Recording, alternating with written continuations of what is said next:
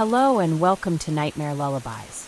As you settle in for the night, prepare to be immersed in a world of eerie whispers and unsettling tales, designed to both chill and soothe.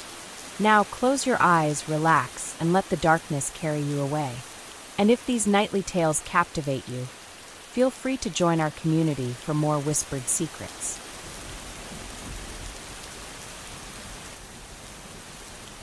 In the quiet town of Falkirk, nestled between Edinburgh and Glasgow in central Scotland, life carried a comforting predictability. Rows of sandstone buildings stood proudly in the face of time, casting long shadows across narrow cobblestone streets. Among these streets, at a modest two-story flat on Cumley Park, lived a woman whose life would become a cautionary tale of obsession, control, and the devastating consequences of love turned toxic. Marie Walker, 61, was a familiar face in the community. A retired nurse, she had spent over 3 decades caring for others. Her calm demeanor, kind voice, and strong sense of duty endeared her to everyone who met her. She enjoyed her routines, morning walks through Dollar Park, a quiet coffee at the corner cafe, and evenings with her daughter Jennifer, who lived nearby. Marie was the embodiment of someone who had finally found peace after a difficult past. But in the summer of 2018, that peace began to erode. It started, as these stories often do, with a chance encounter. Marie had met Norman Partington, 61, online in early 2018. A former prison officer from Lancashire, he had a stern appearance, but his messages were polite, even charming. They bonded over shared experiences. Both had worked in public service, both had adult children, and both expressed loneliness. Marie's daughter Jennifer later recalled that her mother was tentative but excited. She had been widowed for years and longed for companionship. Their relationship moved quickly. Within months, Norman was traveling up from England regularly to see Marie. Neighbors noticed the frequent comings and goings of a man who didn't speak much, but always seemed to be watching. Jennifer, too, was uneasy. He was controlling, she later told investigators. He didn't like her going out without telling him. He monitored everything. But Marie, ever compassionate, brushed off the red flags. She told friends he was just a bit old-fashioned. In truth, the dynamic was shifting rapidly and dangerously. By September 2018, Marie's personality had begun to change. Once lively and independent, she seemed withdrawn and anxious. She started skipping her usual walks. She stopped volunteering at the local hospice, something she had done for years. When friends asked about Norman, she became defensive. Jennifer confronted her mother more than once. She would say everything was fine, Jennifer said later, but I could see the fear in her eyes. The police would later learn that Norman had a history of violent behavior. A former partner in Lancashire had taken out a restraining order against him in 2012. There had been reports of coercive control, verbal abuse, and even threats. But none of this came to light until it was too late. Marie, like many victims of coercive relationships, was isolated, physically, emotionally, and socially.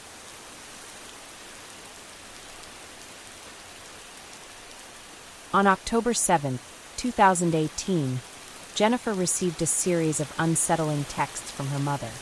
They were short, uncharacteristically vague, and written in a tone that didn't quite feel like Marie's.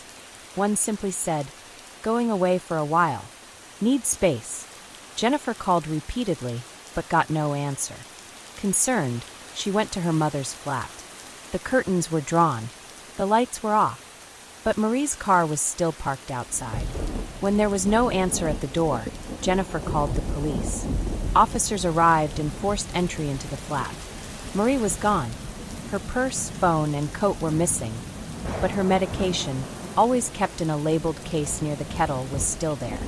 Her phone last pinged a tower near Callender Wood, a forested area just outside Falkirk, on the evening of October 6th.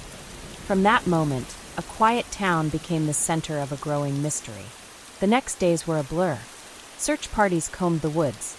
Police dogs and helicopters swept the area. Flyers went up in shop windows and bus stops. "Have you seen Marie Walker?" became a haunting refrain in Falkirk. But Norman Partington was nowhere to be found. He had vanished the same weekend. Interpol was alerted. A Europe-wide warrant was issued for his arrest. Days turned into weeks.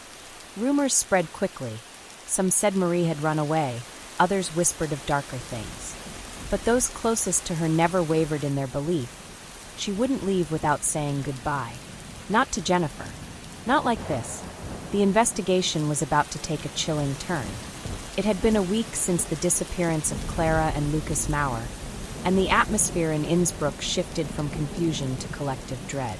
The town's medieval streets, usually echoing with the chatter of tourists and the clang of bells from cyclists, now felt subdued. Flyers bearing the twins' faces were plastered on bus stops, bakery windows, and telephone poles. The soft snowfall that once charmed the town now seemed to mute a chilling silence. Detective Andreas Vogel, heading the Tyrolean Criminal Investigation Division, had never dealt with a missing persons case this complex and emotionally charged. From the beginning, he was struck by the disturbing lack of evidence.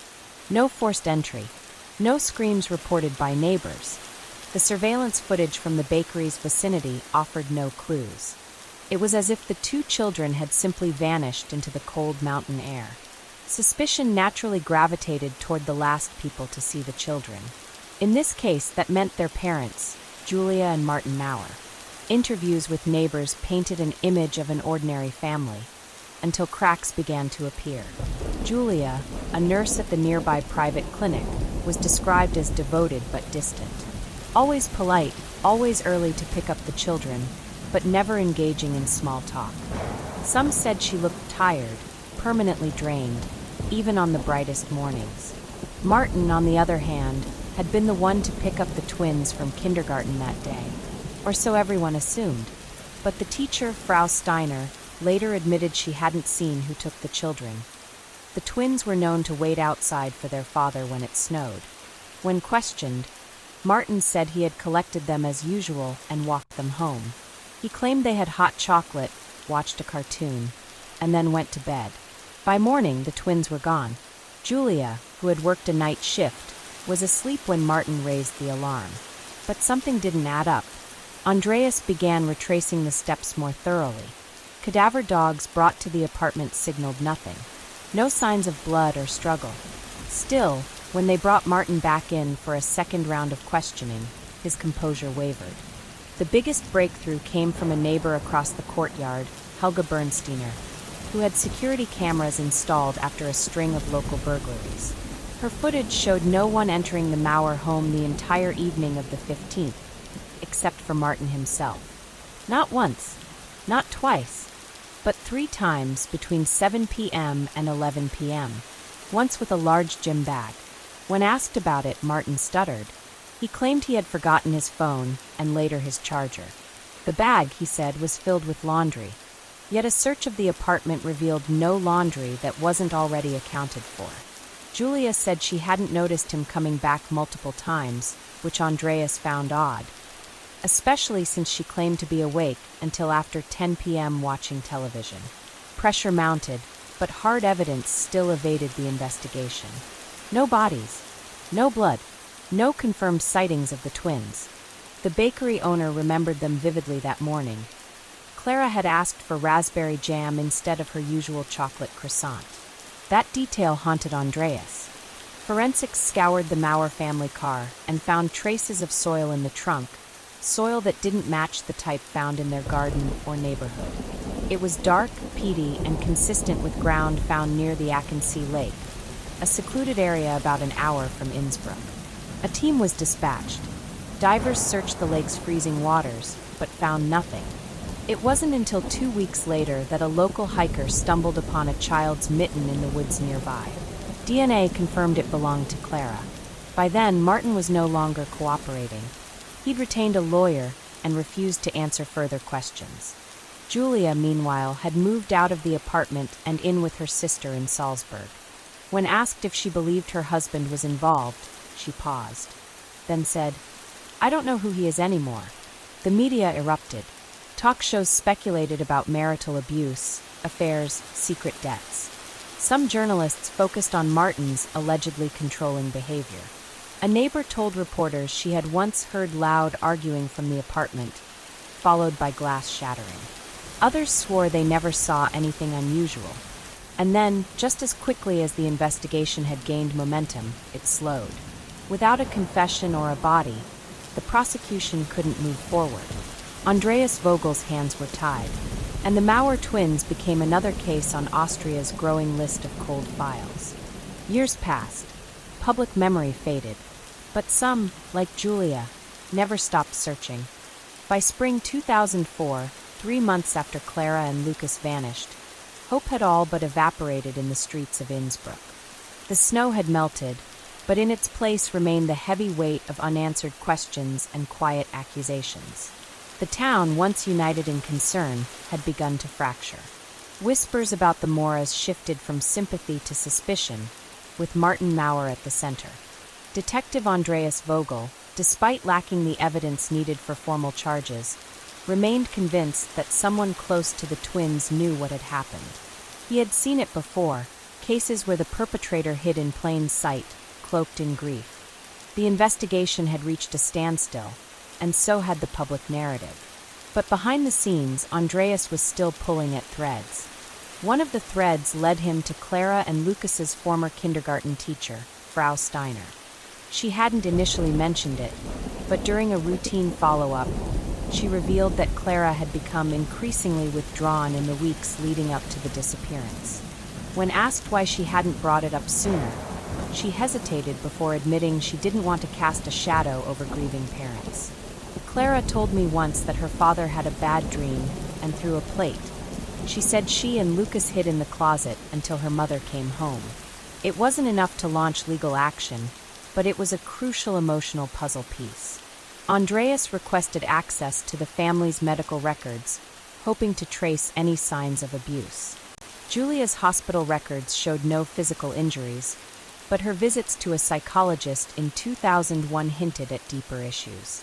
In her sessions, she spoke vaguely of marital stress, walking on eggshells, and feelings of isolation. Meanwhile, media attention waned, replaced by fresher headlines. Still, Julia Maurer refused to give up. Now living with her sister in Salzburg, she launched her own campaign. She gave interviews, visited television programs, and spoke directly to the public. Her message was consistent. "I believe my children are still out there. Someone knows something." The public responded with both admiration and skepticism. Was this the fight of a grieving mother, or a subtle distancing from guilt? In private, Julia cooperated fully with Andreas, answering every question. Her tone grew more somber each time, but her recollection remained consistent. Martin's, on the other hand, became increasingly fragmented. When the police requested to search his parents' cabin near Meerhofen, he agreed, then tried to revoke permission days later. By then it was too late. A team had already entered the property. Inside the rustic cabin, there was nothing extraordinary until they reached the attic. Tucked away in a wooden trunk beneath old blankets was a single child's shoe. Mud-caked and weathered, a forensic analysis revealed it matched the same soil as the mitten found near Ackensee Lake.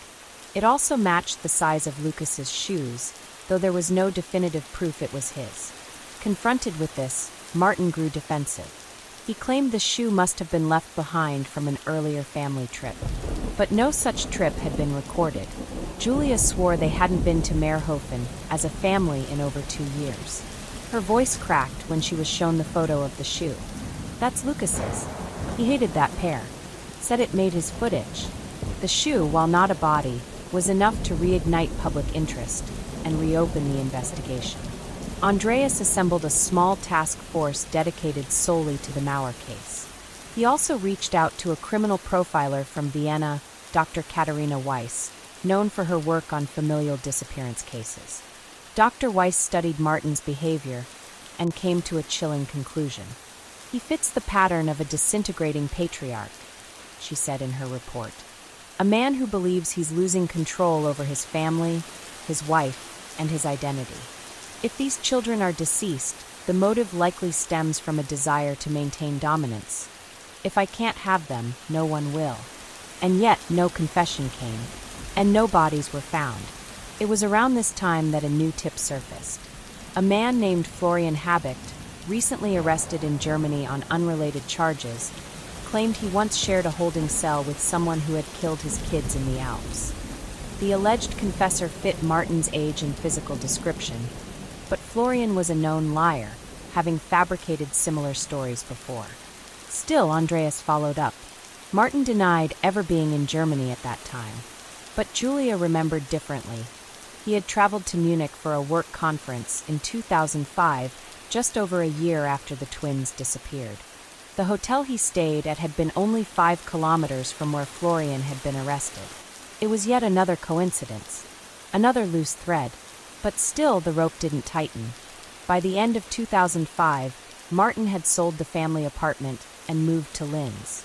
Julia remained in Salzburg, tirelessly advocating for justice. She began writing letters to politicians, organizing candlelight vigils, and appearing at schools to speak about missing children. Innsbruck moved on. The bakery where the twins were last seen closed in 2006. The kindergarten was renovated. New families moved into the Maurer's old building. But for those who remembered, the shadows never fully lifted. And for Andreas, every new disappearance across the region came with a bitter question. Were they missing, or had they been silenced? By 2006, the case of Clara and Lukas Maurer had reached an uncomfortable plateau, not officially closed, but quietly cold. With no arrests, no further evidence, and no sightings, the Austrian media lost interest. Detective Andreas Vogel was reassigned to another unit, and while the file remained open, no one actively worked the case. Still, those most affected, Julia, and to a lesser extent Martin, continued to carry the weight of the unknown. Julia Maurer, now living a quieter life in Salzburg, had become both a mother in mourning and a reluctant public figure. Each year on March 3rd, she held a small vigil in the Mirabel Gardens, inviting anyone who still remembered her children to light a candle. Attendance dwindled over time, but her determination didn't. Her face, once soft and bright, was now hardened by years of grief, etched with deep-set lines that made her look far older than her 36 years. Martin, in contrast, all but vanished from public view. After relocating to Linz, he cut ties with most of his former friends and colleagues. Rumors circulated that he'd changed his surname and was working under the radar in the logistics industry. Journalists who tried to track him down were met with silence or legal threats. The man who once stood at press conferences beside his wife, clutching her hand and begging for information, was now a ghost. In 2008, a minor development revived interest. A tourist hiking near the Stubai Alps, approximately 40 kilometers south of Innsbruck, discovered 2 pieces of children's clothing beneath a loose rock face, a woolen scarf and a faded sock. Weathered by time and the elements, both items were heavily degraded. Authorities initially dismissed the find, believing it could have belonged to any number of families who passed through the area over the years. But Julia insisted on DNA testing. Though inconclusive due to environmental damage, mitochondrial traces were consistent with the Maurer family. Still, it was not definitive. The items were placed into evidence, and the case was momentarily reopened, only to stall once again. Forensic limitations, especially in cases exposed to alpine conditions for years, meant that many potentially crucial traces had been eroded or destroyed. In 2010, a private investigator named Heinrich Wiegel reached out to Julia. A former Bundespolizei officer turned independent consultant, Wiegel had spent years researching cold cases across the region. He believed that Clara and Lukas had not been killed in Innsbruck at all, but transported, possibly across the border into Italy. His theory rested on several factors: the proximity to the Brenner Pass, the unaccounted for hours in Martin's timeline the day after the disappearance, and unverified sightings of a man with 2 children at a rest stop near Bolzano on the night of March 3, 2003. Wiegel traced a potential route using toll data, weather patterns, and gas station receipts. One receipt, dated March 4th at 2:14 a.m., came from a fuel station just south of Vipitino, Italy. The card used matched the final 4 digits of a company fuel card registered under Martin's former employer. Martin refused to comment when confronted. The Bolzano theory gained minor traction in the press, but eventually faded without confirmation. Italian authorities agreed to assist, but given the lack of physical evidence and the jurisdictional limitations, their hands were tied. Search efforts near the suggested route yielded no results. In 2011, Giulia published a memoir titled Two Empty Beds, chronicling her family's life before and after the disappearance. The book became a modest success in Austria, resonating especially with families of other missing persons. In it, Giulia remained careful not to accuse Martin directly, but her words left little room for interpretation. "Sometimes the greatest mystery isn't what happened," she wrote, "but how someone you once loved could become unknowable." In 2013, on the 10-year anniversary, a special aired on Austrian television, revisiting the case. It included interviews with childhood friends, teachers, and one of the original search volunteers. During the broadcast, a viewer from Hall in Tyrol called in with a vague but haunting memory. She believed she saw the children in a blue car parked near a trailhead on March 3, 2003. She didn't recognize the man with them, but she remembered the girl looked scared. Police followed up, but no registration data from that time matched Martin's known vehicles. That same year, a forensic anthropologist at the University of Vienna offered to re-examine the children's clothing found near Stubai, using improved DNA extraction techniques. Unfortunately, the fabric's condition had worsened, and no usable profiles were retrieved. As more years passed, the case became less about finding the children and more about preserving their memory. Giulia continued her work with families of missing persons, speaking regularly at conferences and supporting new legislation for extended cold case funding. Her energy came in waves, sometimes relentless, other times subdued, but her commitment never wavered. Martin, meanwhile, was spotted just once in public in 2015, exiting a small church near Graz. A local reporter attempted to speak with him, but he refused to answer any questions. He looked thinner, paler, haunted, some said. The silence, like a second skin, wrapped tightly around the story. No new evidence, no new sightings. Just two children frozen in time, captured in school photos, their faces unchanged as the world moved on. And yet, in March 2020, amid a global pandemic and a national lockdown, a curious thing happened. A woman walking her dog along the forest edge near Bad Gastein stumbled upon a rusted lunchbox buried partially in the soil. Inside were small drawings, childlike, faded with time. One was of a house. Another showed a man, a woman, and two children holding hands. The initials C and L were carved on the underside of the lid. It was sent to authorities for examination. The box itself dated back to the early 2000s and matched a model sold in Tyrolean supermarkets around 2002. The drawings were too degraded to confirm authorship, but Giulia, upon seeing them, whispered, "That's Lukas's drawing style. He always drew houses that way, flat roofs, two square windows." The find offered no closure, only more questions. How had the box ended up in Bad Gastein, 120 kilometers from Innsbruck? Had the children been there at some point? Had someone moved their belongings? Or was it a cruel coincidence? As the years passed, one thing became clear. In the absence of truth, the story of Clara and Lukas Maurer became something larger than a single tragedy. It became a quiet warning, a ghost woven into the alpine winds, a mother's wound that time refused to close, and somewhere out there were still two empty beds. In 2021, nearly 2 decades after Clara and Lukas Maurer vanished without a trace, Austria was in the grip of a broader reckoning with its unsolved cases. Public pressure had mounted over the years as families across the country pushed for renewed attention to cold files long buried in the archives of provincial police departments. One of the outcomes of this was the expansion of the Cold Case Austria initiative, a project that offered anonymous tip lines, reviewed forensic archives with new technologies, and brought back experienced investigators to assist with dormant cases. Among the files flagged for priority review, the Maurer case. Detective Andreas Vogel, who had led the original investigation in 2003, was now retired but still living in the outskirts of Innsbruck. When contacted by the Cold Case Unit in early 2021, he agreed to participate in a limited advisory role. He was reluctant at first. Time had not dulled his frustration with the case, and he had often wondered if his own missteps had contributed to its failure. But the idea that there might still be something left to uncover stirred a sense of duty in him. One of the first actions of the renewed task force was to audit all digital and physical evidence.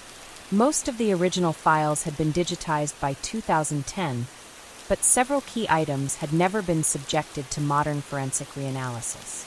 Among them, fibers found on Clara's bedsheet, soil samples from the soles of Martin's shoes, and a single, partial palm print on the back door handle of the Maurer's home.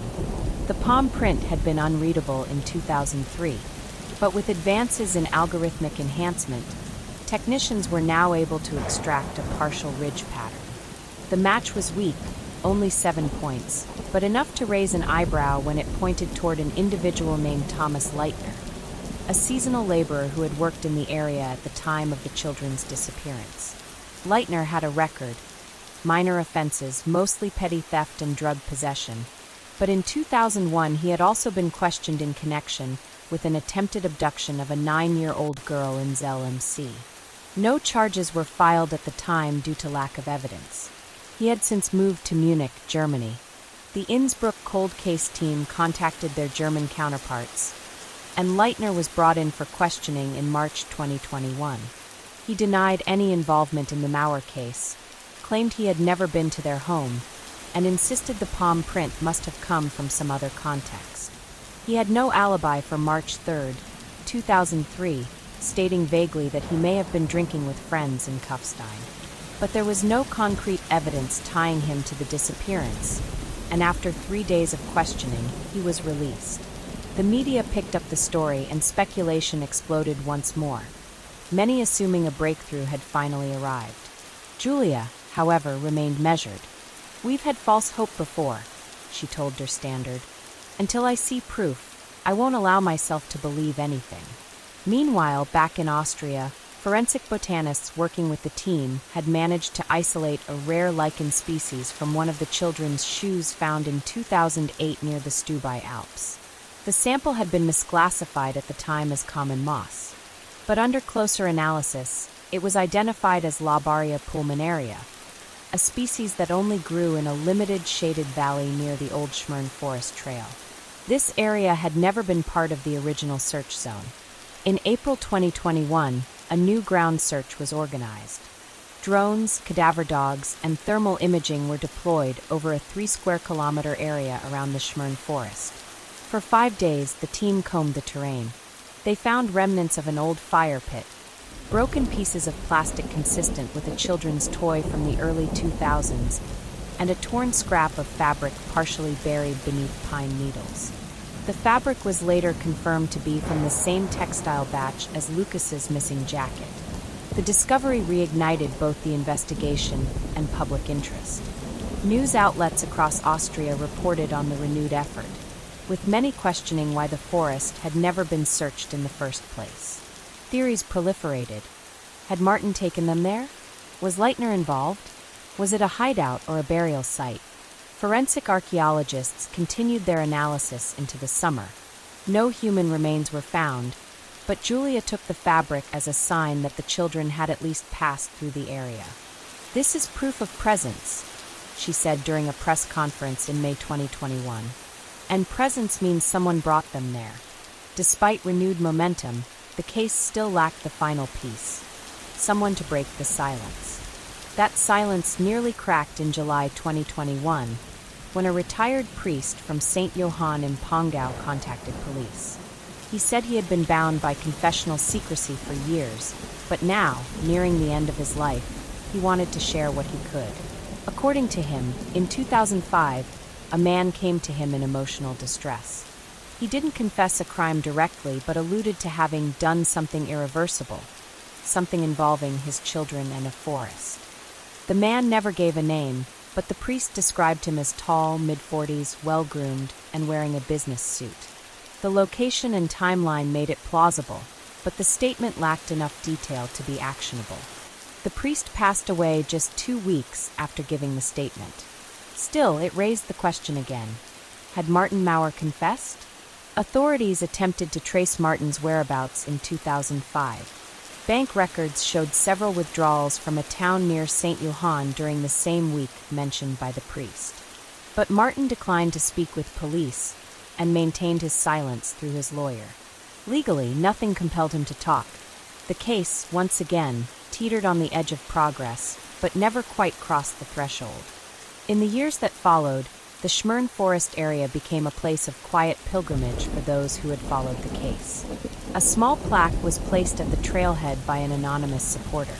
It read, "For Clara and Lukas. May your voices still be heard in the trees." Julia continued her advocacy, though her public appearances became less frequent. In 2023, she gave a final television interview to mark the 20th anniversary. Her hair now gray, her eyes tired but unwavering, she repeated what had become her mantra. They were real. They were loved. And they mattered. The Austrian authorities keep the file open. The palm print remains a partial match. The forest still whispers. The beds still remain empty. But Clara and Lukas Maurer are not forgotten. Not in Innsbruck. Not in Salzburg. And not by the world that still waits quietly for a truth long buried beneath the surface.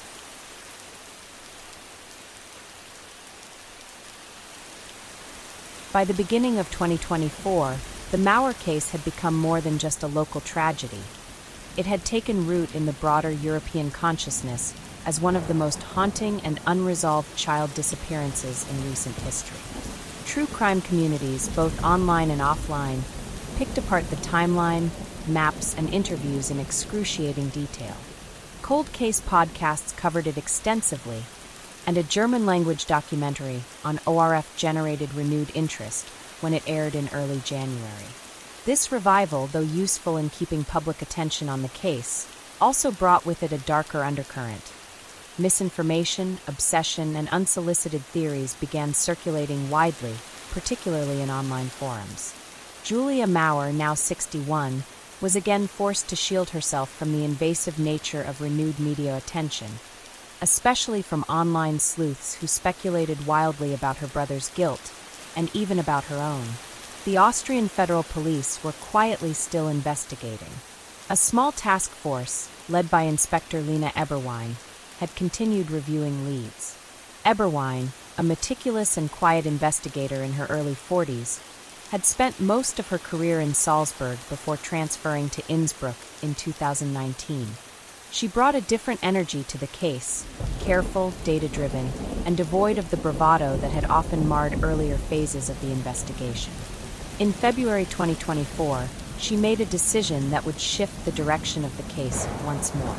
Rather than continuing to chase unverifiable tips or forensic long shots, she proposed a psychological reanalysis of Martin Maurer's behavior, not just from the day of the disappearance, but over the course of his entire life. She engaged Dr. Anton Riedel, a renowned forensic psychologist from Vienna, to review tapes, transcripts, and journal notes from the original investigation. Riedel's assessment was chilling, not for what it found, but for what it implied. Martin Maurer exhibits patterns of highly controlled emotional expression. This is not unusual in men of his generation. However, the total absence of disorganized grief, or even displaced frustration, suggests either profound psychological suppression or the presence of a dissociative coping mechanism, both of which are common in individuals with guilt awareness. This was not proof. It wasn't even evidence. But it validated the working theory many had quietly carried for years, that Martin knew more than he had ever admitted. Meanwhile, the analysis of the scrap of fabric found in the Schmern forest continued. A forensic textile expert from Zurich, Dr. Amelia Koenig, confirmed in March 2024 that the tear pattern and residue on the cloth indicated it had likely been caught and forcibly torn, not simply fallen off or degraded over time. This aligned with the working hypothesis that Lukas had been led or forced into the area and that a struggle had likely occurred. Satellite imagery from the European Space Agency was also revisited. Although high-resolution data from 2003 was limited, thermal imaging logs from military sources showed a heat anomaly in the forested region on the evening of March 3rd, consistent with a controlled fire. No follow-up had ever been conducted on this data at the time, as civilian agencies hadn't had access to it. Now, 21 years later, the likelihood that it pointed to the burning of evidence was taken seriously. In April 2024, the Austrian Interior Ministry authorized a second excavation of the Schmern area. For 5 weeks, with the use of ground-penetrating radar, specially trained cadaver dogs, and a team of forensic anthropologists, the team conducted one of the largest non-criminal archaeological operations in Austrian post-war history. The entire country watched. On the 27th day, beneath the roots of a fallen pine tree, human remains were discovered. Partial, degraded, and scattered, but unmistakably child-sized. DNA analysis would take weeks, but Julia knew. When she was informed, she asked only one question. Was it both of them? The answer was not yet. Only a partial jawbone, a femur fragment, and a single tooth were initially found. Testing would confirm that they belonged to Lukas Maurer. The news broke on May 19, 2024, and Austria paused. Nearly 21 years to the day after the disappearance, confirmation had arrived. Lukas was dead, and he had died in the forest. For Julia, it was the answer to one question, and the opening of 1,000 others. "Where is Clara?" she asked during a solemn statement in front of the media. And why did no one stop this? Martin Maurer refused to comment. He released a statement through his lawyer expressing grief at the confirmation of his son's death, but denied any involvement.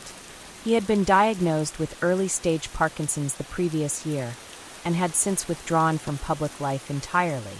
The identification of Lukas triggered a wave of legal motions. Under Austrian law, reopening a case with new evidence of homicide could, in certain circumstances, override prior prosecutorial limits, especially if malfeasance or obstruction was suspected. Investigators now had reason to subpoena records, re-interview witnesses under oath, and re-examine Martin's financial records and travel logs from 2003 to 2005. One item raised immediate suspicion. A 2004 cash withdrawal of €4,800 from a small bank in Villach, matching the date of an anonymous tip about a father with children acting strangely at a roadside motel. The motel had since been demolished, and the records were incomplete, but it added fuel to the theory that Clara might have survived for a period after March 3rd. Eberwein and her team continued quietly, deliberately, but the discovery of Lukas's remains had galvanized the case.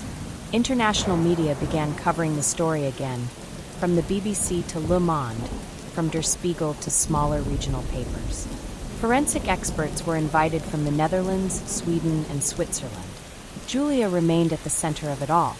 Though she rarely spoke to the press, she continued to appear at memorials, fundraisers for missing children, and awareness campaigns. One speech she gave at a Vienna conference in June 2024 was later viewed over 2 million times online. "My brother is gone. My sister is still missing. But the truth, the full truth, is no longer buried. We will dig until it sees the light." The search for Clara Maurer, and the full truth of what happened in March 2003, continued. But the ground had finally begun to give up its secrets. By late June 2024, with the discovery of Lukas Maurer's remains confirmed and the official classification of his death upgraded from missing to homicide, public pressure intensified.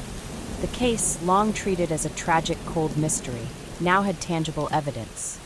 And with that came renewed hope for justice and for answers. Forensic anthropologists from the Netherlands and Austria worked around the clock to extract any possible trace evidence from the forest site.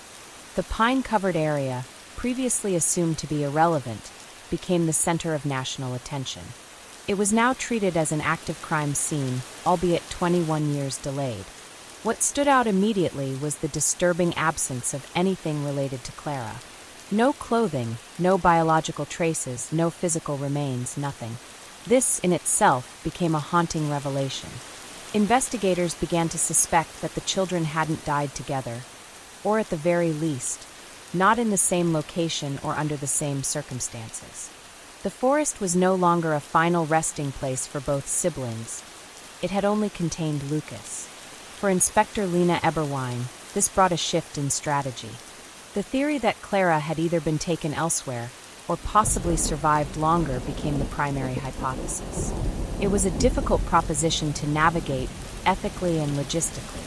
If Clara had survived, where was she now? And why had she never surfaced? The idea that she may have been trafficked, hidden, or even killed later began to take shape.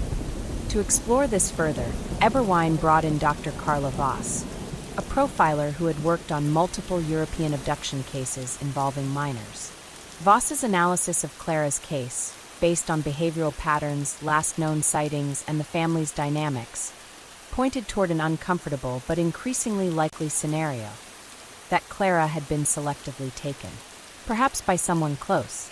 Perhaps even by someone she trusted. Media attention on Martin Maurer reached a fever pitch. Though he remained under legal protection and had not been charged, opinion pieces, open letters, and investigative articles across Europe questioned his role. His refusal to give new interviews, and his prior inconsistencies in timelines, only added to the suspicion. One crucial point reemerged during this time. In the original investigation, a local man had reported seeing Martin with both children near a rest area on the Brenner Pass, about 70 kilometers south of Innsbruck, on March 4, 2003, one day after the official date of their disappearance. This sighting had been dismissed at the time due to lack of corroborating evidence. But now, with the timeline being revisited, the report was re-examined and cross-referenced with new data from a recovered toll booth record.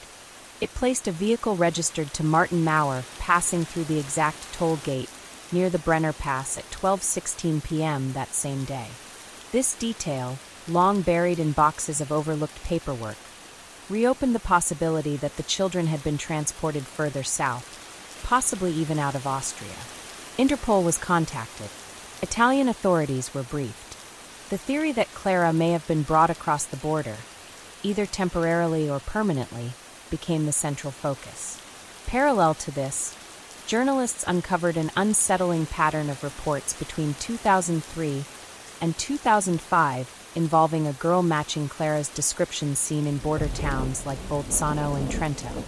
One report, logged by a schoolteacher in 2004, described a confused young girl who spoke German with a Tiroler accent, seen in the company of an older man at a market in Trento. At the time, no connection had been made to the Maurer case, but the description now took on new weight. Unfortunately, none of the local authorities at the time had collected surveillance footage. Standard protocols were not yet widespread in small Italian towns in the early 2000s. The trail was old, faded, and built on memory, but it was something. Julia Maurer, now increasingly at the heart of the investigation, took a bold step. In July 2024, she launched a pan-European awareness campaign focused on Clara. Using age progression renderings created by forensic artists and AI facial prediction tools, she distributed digital flyers, posters, and social media campaigns in German, Italian, and English. The slogan was simple but haunting. "If you're out there, Clara, we're still looking."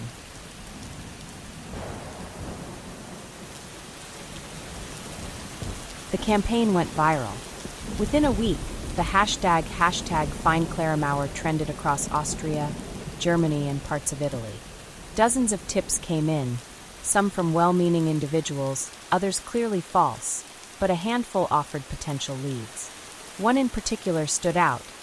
A woman in her early 30s living in Como, Italy, claimed that her mother had told her she was adopted under strange circumstances and showed a childhood photo eerily similar to young Clara. Investigators quickly followed up, and a DNA test was conducted. 3 weeks later, the results confirmed it wasn't a match. Despite the disappointment, the process reignited momentum. People were paying attention again. Eyes that had long turned away were now watching. Meanwhile, forensic reanalysis of items found at the Schmern site particularly soil samples and residue on Lukas's remains, revealed traces of an uncommon industrial solvent, primarily used in high-end automotive repair shops and manufacturing plants. This detail, obscure but significant, triggered a search for anyone in Martin Maurer's extended circle who may have had access to such chemicals in 2003. An old friend of Martin's, Hans Kohler, had operated a private garage near Kufstein during the early 2000s. He had never been interviewed during the original investigation. When approached in August 2024, he claimed not to have seen Martin in years, but admitted that Martin had visited his garage around the time of the kids going missing, though he couldn't recall the exact date. The connection was tenuous, but investigators now had a concrete reason to search the premises. Though the building had changed owners twice since, Eberwein secured a warrant to excavate the grounds.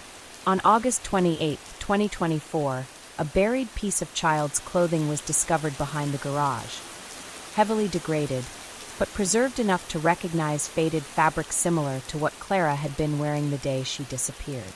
Testing was ordered. As autumn approached, the possibility of real answers, for both Clara and Lukas, grew ever closer. But with every discovery came a new question, a new mystery, a new whisper from the past, carried beneath the pines and across decades of silence.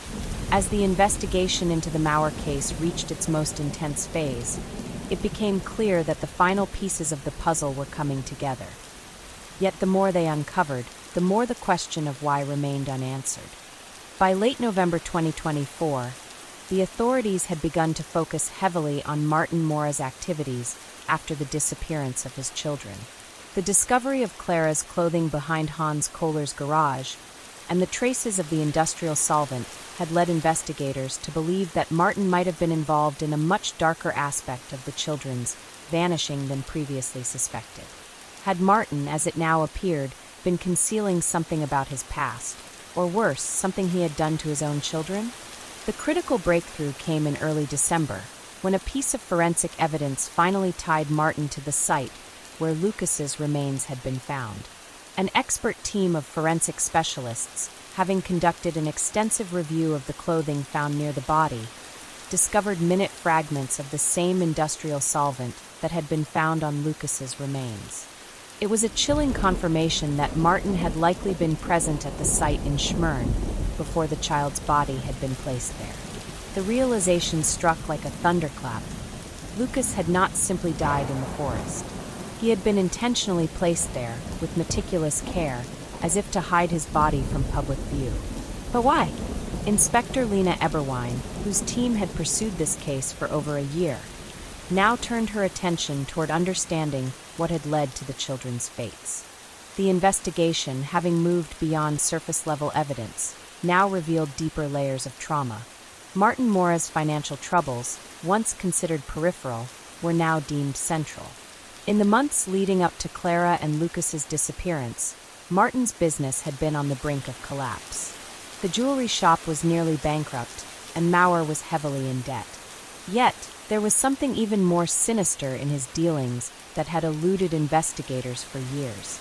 Martin had been involved with several individuals who were connected to underground business dealings, illegal smuggling, money laundering, and other illicit activities. One of the individuals who stood out was Dieter Kruger, a known figure in the local black market, particularly in the trade of high-end stolen goods. Kruger had been part of the intricate financial web that Martin had been tangled in.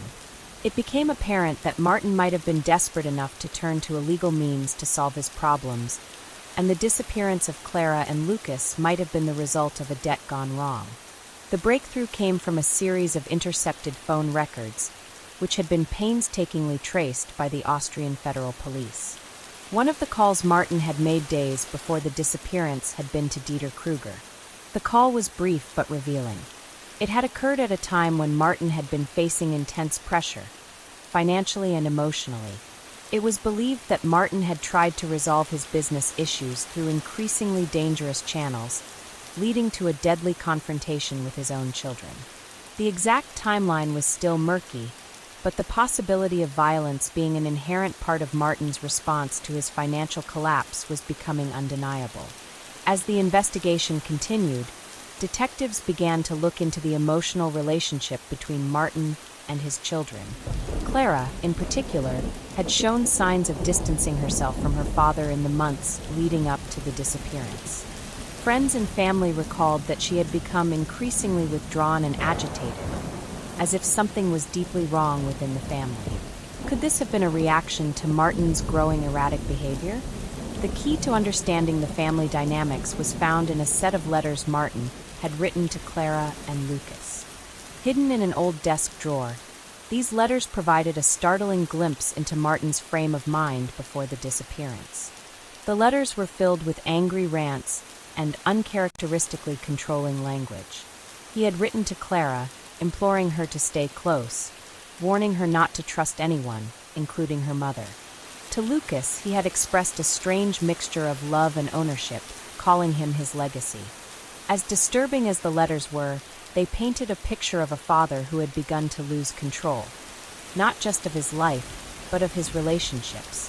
It was as if he were struggling to hold on to his children, as if their rebellion, their simple wish for independence, was a threat to his very existence. In December 2024, Martin Maurer was arrested.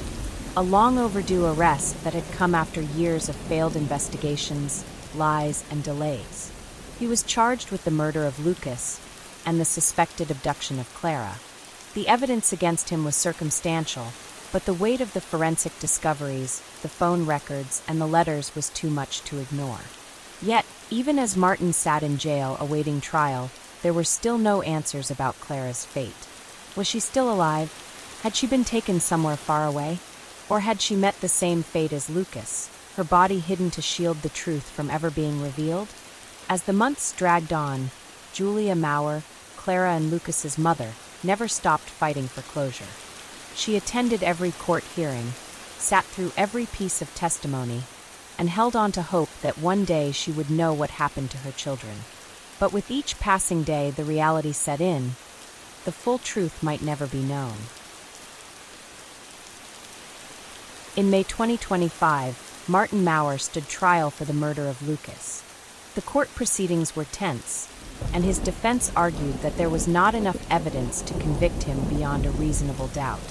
Despite his chilling confessions, the trial was postponed multiple times, dragging the Maurer family through even more agony.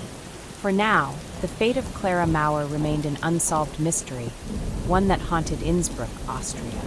The whispers of what had happened that fateful day on March 3, 2003, echoed through the years, leaving behind only questions. Was Clara still out there, living in fear of the father who had once loved her? Or had she, too, become a victim of a toxic love that led to destruction? For the Maurer family, the truth remained elusive. But the pain of not knowing was far more excruciating than any answer could ever be.